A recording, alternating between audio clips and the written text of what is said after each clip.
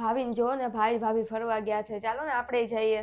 અત્યારે નામ ન લેતી હો, અત્યારે રહેવા દે તું. તમારે મને ઘરના જ કામ કરાવવા હતા, તમારી સાથે લગ્ન જ શું કામ ને કર્યા? કામવાળી રાખી દેવી હતી ને. અરે હજી નાના ભાઈની ફી ભરવાની બાકી છે, કેટલા બધા ખર્ચો છે, ઘરનો ખર્ચો હોય, બાકી નાના મોટા બીજા ખર્ચા છે, અને હજી તો બીજું મેઇન તો મમ્મીની દવા લાવવાની છે, એ જ સૌથી મોંઘી આવે છે, તો એ લાવવાની બાકી છે.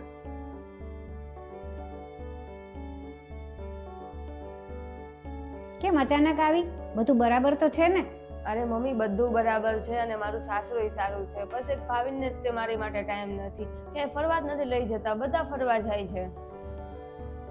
આજે બહાર જવાનું કીધું તો મને કે ફરવાનું તો નામ જ ન લેતી. અરે બધા જતા હોય તો મને કેટલું મન થતું હોય.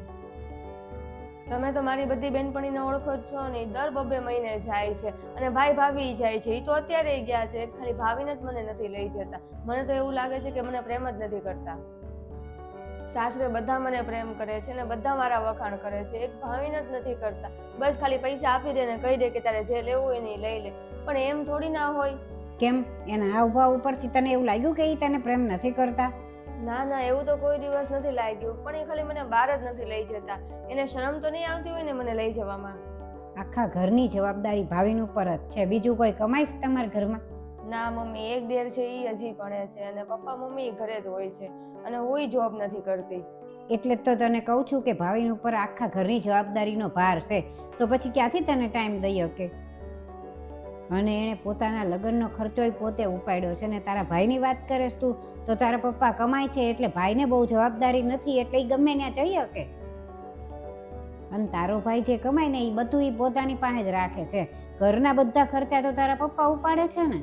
અરે મમ્મી, તમે હજી નથી સમજતા. હું એમ કહું છું કે ભાઈ ભાભીને ટાઈમ આપે છે, પણ ભાભી મને ટાઈમ જ નથી આપતા. તું નથી સમજતી. તને એકવાર મેં ન કીધું કે એ ભાવિનના માથે એકલાના માથે જવાબદારી છે, અને તારા ભાઈને શું છે કે તારા પપ્પા બધી જવાબદારી ઉપાડે છે, એના માથે જવાબદારી નથી, એટલે એ બધે લઈ શકે, જઈ શકે, બધું કરી શકે.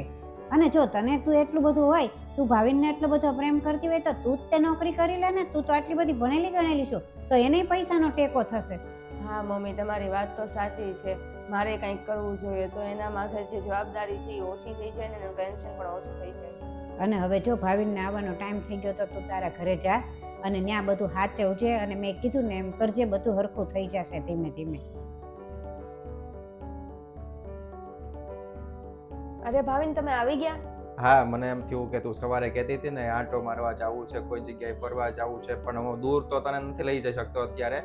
તો આજે અડધો દિવસની રજા લઈને આવ્યો, કેમ કે મેં કીધું નજીકમાં ક્યાંક આજે આંટો મરાવું તને.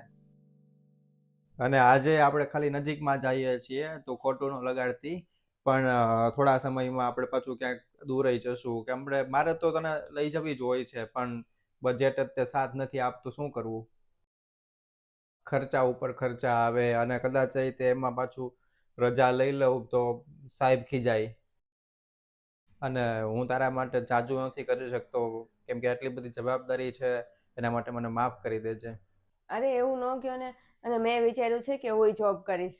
અરે પણ તને તો જોબ કરવી નથી ગમતી ને, તું રહેવા દે, હું સંભાળી લઈશ.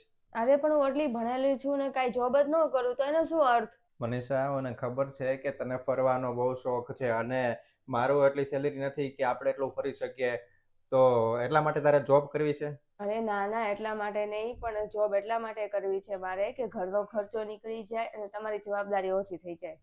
થેન્ક યુ મને સમજવા માટે.